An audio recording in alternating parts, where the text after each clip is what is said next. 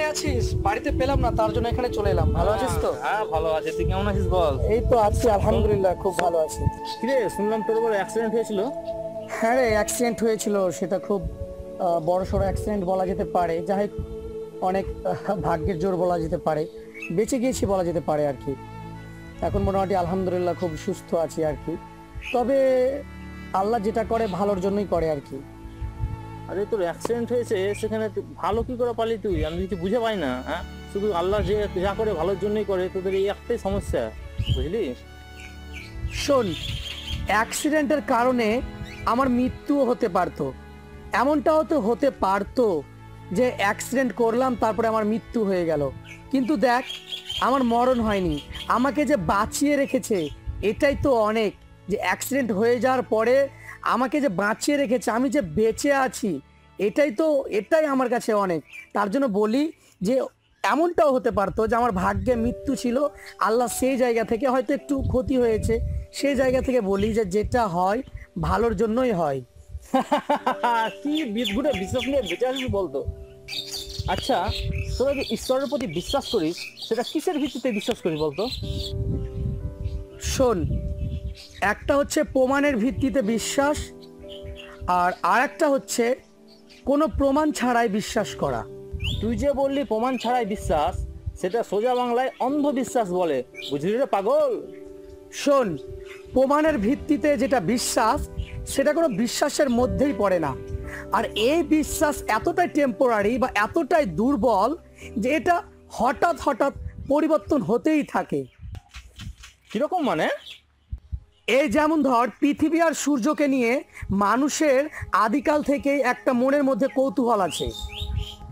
আমরা আদিকাল থেকেই এদেরকে নিয়ে জানতে চেয়েছি, ঠিক?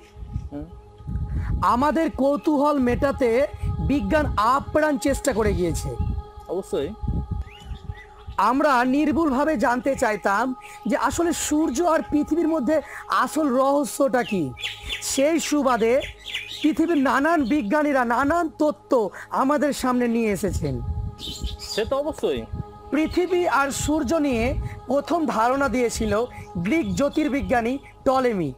টলেমি কি বলেছিল সেটা তুই অবশ্যই জানিস। হ্যাঁ, সে বলেছিল সূর্য পৃথিবীর চারিদিকে ঘোরে।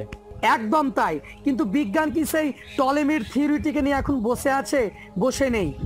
বিজ্ঞান মহলে এই টলেমির থিওরিটি প্রায় 250 বছর টিকেছিল। ভাবতে পারিস, 250 বছর টলেমির এই থিওরিটিকে অনেক ডাক্তার, ইঞ্জিনিয়ারিং মাস্টার বিশ্বাস করেছে। এই 250 বছরের মধ্যে যে সকল মানুষেরা মৃত্যুবরণ করেছে, তারা কিন্তু টলেমির থিওরিটাকে বিশ্বাস করেই মারা গিয়েছে যে সূর্য পৃথিবীর চারিদিকে ঘোরে। তাতে কি, তখন তো আর টেলিস্কোপ আবিষ্কার হয়নি, তাই টলেমি ভুল থিওরি দিয়ে গেছে। পরবর্তীতে নিকোলাস কোপার্নিকাস এসে তার থিওরিকে ভুল প্রমাণ করলো কি করলো না? করলো তো। হ্যাঁ, কিন্তু কোপার্নিকাসও একটা মস্ত বড় ভুল করে গেছে। কিরকম? অদ্ভুত, এটা তো তোর জানার কথা রে। শোন, টলেমি কি বলেছিল। টলেমি বলেছিল যে পৃথিবী স্থির, সূর্য তার চারিদিকে ঘোরে। তারপরে নিকোলাস কোপার্নিকাস এসে কি বলল? সে বলল যে না, টলেমির এই থিওরিটি ভুল। সে বলল যে পৃথিবী সূর্যের চারিদিকে ঘুরে, সূর্য স্থির। কিন্তু এই যে নিকোলাস পরে কিন্তু যে থিওরিটা বলেছে এটাও ভুল। আর এই থিওরিটাও 50 বছর টিকে ছিল। কিন্তু এখনকার বিজ্ঞান কি বলে জানিস? এখনকার বিজ্ঞান বলে যে না, সূর্য স্থির নয়, সূর্য তার কক্ষপথে অবিরাম ঘুরতে থাকে, আর পৃথিবী সূর্যের চারিদিকে ঘুরতে থাকে। সেটা ঠিক বলেছিস, কিন্তু বিজ্ঞানের এটাই নিয়ম, এটা সর্বদা পরিবর্তনশীল। এখানে শেষ বা ফাইনাল বলে কোনো কিছু নেই। একদম তাই, বিজ্ঞানে শেষ বা ফাইনাল বলে কিছু নেই। কোনো বিজ্ঞানীর থিওরি 2 সেকেন্ডও টেকে না, আবার কোনো বিজ্ঞানের থিওরি 200 বছরও টেকে যায়। তাই প্রমাণ বা দলিল দিয়ে যেটাকে বিশ্বাস করা হয়, আমরা সেটাকে বিশ্বাস বলি না। এটাকে বড় জোর আমরা চুক্তি বলতে পারি। কেমন? তোমায় ততক্ষণ পর্যন্ত বিশ্বাস করব যতক্ষণ পর্যন্ত তোমার চাইতে অথেন্টিক কিছু আমাদের সামনে না আসে। ধর্ম বা সৃষ্টিকর্তার অস্তিত্ব হচ্ছে ঠিক এর বিপরীত। দেখ, বিশ্বাস আর অবিশ্বাসের মধ্যে পার্থক্য আছে বলেই আমাদের ধর্মগ্রন্থের শুরুতেই বিশ্বাসের কথা বলা হয়েছে। কোরআনের দ্বিতীয় সূরা বাকারাতে বলা হয়েছে এটা তাদের জন্য যারা বিশ্বাস করে। যদি বিজ্ঞানে শেষ বা ফাইনাল বলে কিছু থাকতো তাহলে হয়তো কোরআনের শুরুতেই বিজ্ঞানের কথা বলা হতো, হয়তো বলা হতো এটা তাদের জন্যই যারা বিজ্ঞান মনস্ক। কিন্তু যে বিজ্ঞান সদা পরিবর্তনশীল, যে বিজ্ঞানের নিজের ওপরে নিজেরই ভরসা নেই বা নিজের বিশ্বাস নেই, তাকে অন্যরা কিভাবে বিশ্বাস করবে? কিন্তু যাকে দেখি না, যার পক্ষে কোনো প্রমাণ নেই, তাকে আমরা কি করে বিশ্বাস করতে পারি? সৃষ্টিকর্তার পক্ষে অনেক প্রমাণ আছে, কিন্তু বিজ্ঞান এটাকে পুরোপুরিভাবে দিতে পারে না। এটা বিজ্ঞানের সীমাবদ্ধতা, সৃষ্টিকর্তার নয়। বিজ্ঞানীরা অনেক কিছু জিনিসেরই উত্তর দিতে পারে না, এমন লিস্ট করতে গেলে একটা অনেক বড় লিস্ট হয়ে যাবে। ফাইজলামও করিস না আমার সাথে। আচ্ছা শোন শোন শোন, তোর প্রেমিকার নাম মিতু না? এখানে প্রেমিকার ব্যাপার আসছে কেন? আরে বল না আগে তোর প্রেমিকার নাম মিতু কিনা। হ্যাঁ, কিছু মনে করিস না, কথার কথা বলছি। ধর মিতুকে আমি ধর্ষণ করলাম এবং ধর্ষণ করার পরে মিতু তার বেডে রক্তাক্ত অবস্থায় পড়ে আছে। এই বিষয়টা তুই কোনো রকম ভাবে জানতে পেরে গেলি।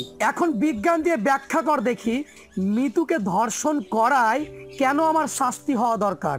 ক্রিটিক্যাল কোশ্চেন, এটা বিজ্ঞান দিয়ে কিভাবে ব্যাখ্যা করবো বল? শোন, আগেই বলেছি এরকম অনেক ব্যাপার রয়েছে যার উত্তর বিজ্ঞানে নেই। কিন্তু এর সাথে স্রষ্টার বিশ্বাসের সম্পর্ক কি? সম্পর্ক আছে।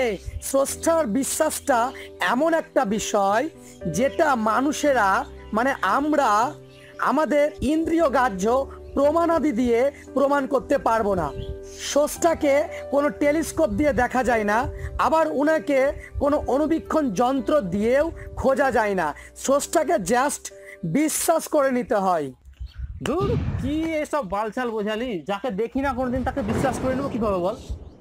হ্যাঁ, পৃথিবীতে অবিশ্বাসী বলে কেউ নেই, সবাই বিশ্বাসী।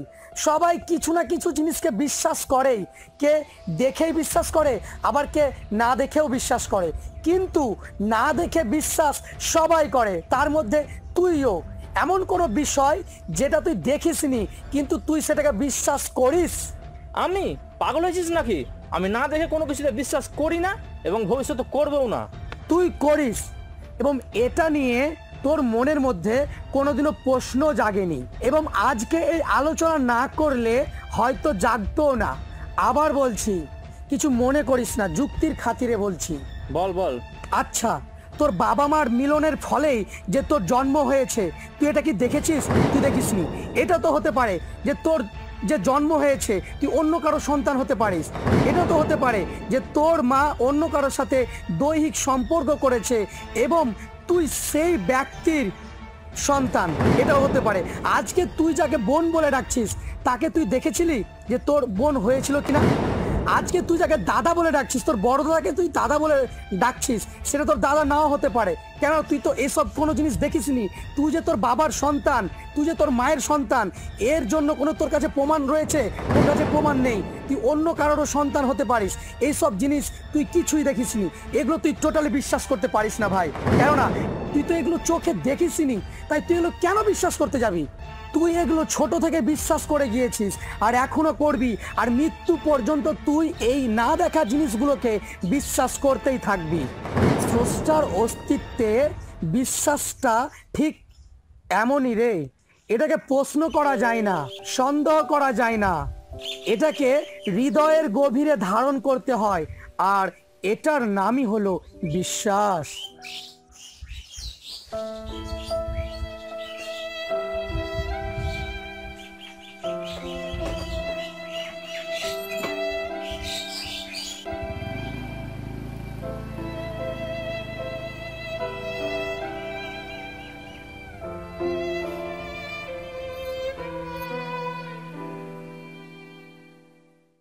الله أكبر الله أكبر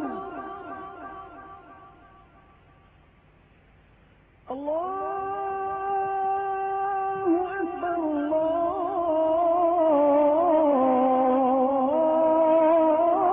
الله أكبر